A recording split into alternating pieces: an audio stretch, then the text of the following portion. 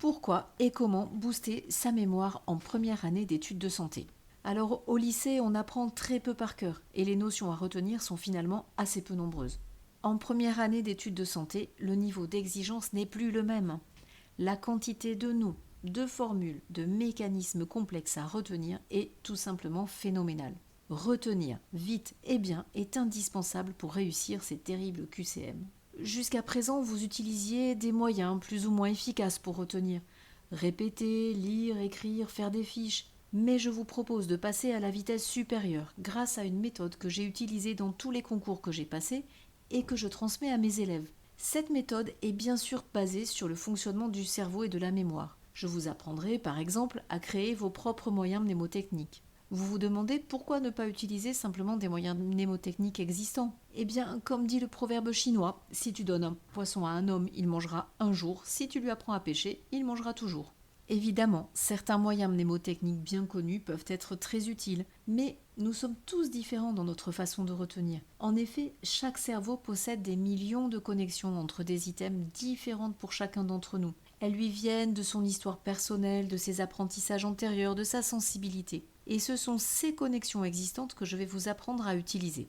Je vous propose de vous aider à comprendre comment votre cerveau établit des connexions et comment vous pouvez facilement les utiliser pour retenir vite, à long terme, de très nombreuses informations. Alors bien sûr, je ne vous promets pas d'apprendre tout le programme avec cette méthode, mais chaque élément retenu sans effort et rapidement vous apportera peut-être le point qui fera la différence au concours. Nous utiliserons les images, les sons, la structure des mots, les racines grecques et latines. Vous verrez, les possibilités sont très nombreuses. Laissez-moi vous donner un exemple d'une astuce très simple et très efficace que vous serez capable d'inventer avec un peu d'entraînement. Chapitre Anatomie de l'œil. Il faut restituer très rapidement les positions respectives de l'humeur vitrée et de l'humeur aqueuse. Oubliez les moyens classiques utilisant par exemple l'ordre alphabétique. Ils ne sont pas assez spécifiques et vous aurez vite fait de les confondre entre eux. Par contre, utilisez votre imagination. À quoi vous fait penser le mot vitré? Personnellement, vitré me fait penser à une fenêtre et aqueuse à l'eau. Et dans une maison, quand il pleut, l'eau coule à l'extérieur de la vitre. L'humeur vitrée est à l'intérieur et l'humeur aqueuse à l'extérieur.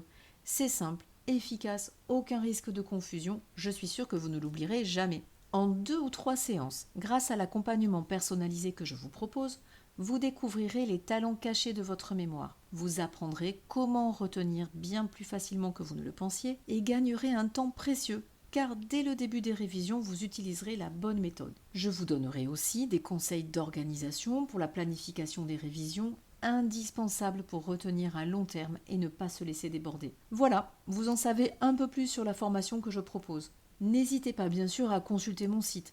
Je publie régulièrement des moyens mnémotechniques adaptés aux études de santé et des conseils d'organisation. Vous trouverez aussi les modalités d'inscription à la formation que je propose. Alors je vous dis à très bientôt.